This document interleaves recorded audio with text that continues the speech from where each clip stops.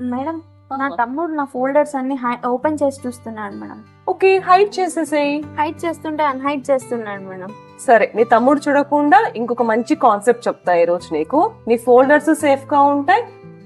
So generally folder create చేసుకుని hide and hide చేయొచ్చు.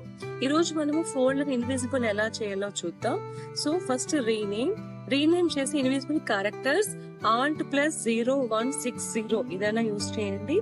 Otherwise Alt+255 అయినా యూజ్ చేసుకోండి. ఇన్విజిబుల్ క్యారెక్టర్స్ వస్తాయి.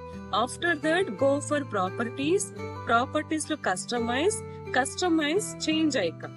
ఈ చేంజ్ ఐకాన్ లో ఏం చేస్తారంటే మీరు కొంచెం స్క్రాల్ చేస్తే ఇన్విజిబుల్ ఫోల్డర్ షార్ట్ కట్ వస్తుంది. ఇది సెలెక్ట్ చేసుకోండి and say okay and apply. మీకు ఇన్విజిబుల్ ఫోల్డర్ క్రియేట్ అయిపోతుంది. Okay, happy? Yes madam.